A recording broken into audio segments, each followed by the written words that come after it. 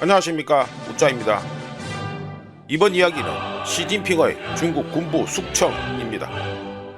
그럼 보시죠.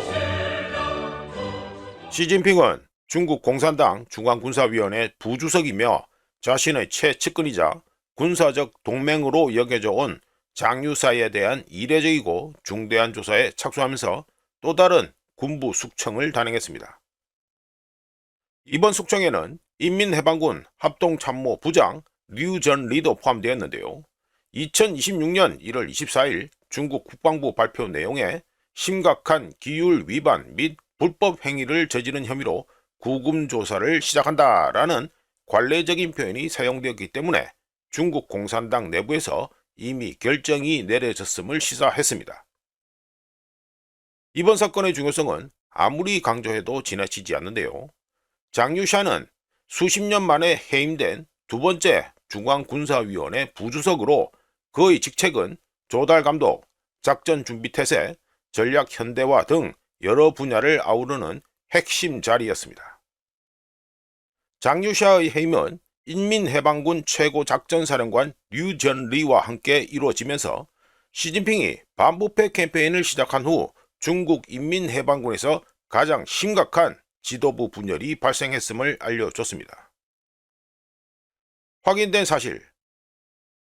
로이터를 비롯한 여러 독립적인 소식통들은 장유샤와 류전리가 공식 조사를 받고 있다는 걸 확인했습니다.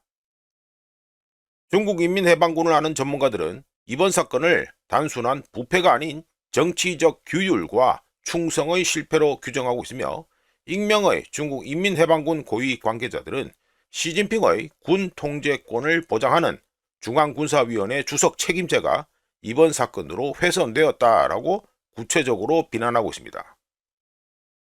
참고로 2023년 이후 50명 이상의 중국 인민해방군 고위 장성들과 중국 군산복합체 임원들이 해임되었으며 시진핑의 반부패 캠페인은 미사일 부대, 조달국, 국영 방산기업 등으로 확대되었습니다.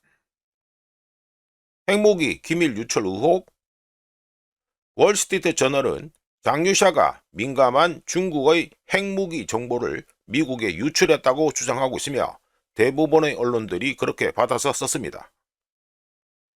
해당 주장의 경우 대중의 관심을 끌 수 있는 헤드라인용으로는 안성맞춤이지만 확인된 건 없습니다. 중국 국방부 공식 발표 내용에서 스파이 행위, 핵비밀, 외국 정보기관에 대한 언급이 없었고 다른 주요 매체에서도 월스트리트 저널의 주장을 독립적으로 확인한 바 없습니다. 따라서 현재로서는 그럴듯하지만 입증되지 않은 것으로 간주해야 됩니다. 왜 장유샤가 숙청됐을까? 장유샤가 시진핑과 가까운 관계였다는 점이 이번 숙청의 강도를 설명하는 중요한 부분인데요. 다음 세 가지 역학이 복합적으로 작용했다고 추정됩니다.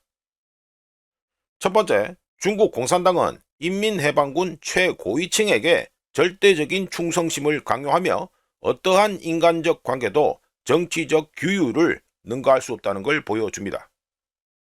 두 번째, 서방군사 전문가들 사이에서는 중국의 무기 개발 프로그램에 존재하는 품질 관리 문제와 허위 준비태세 보고와 관련한 부패 문제를 지적해 왔는데요.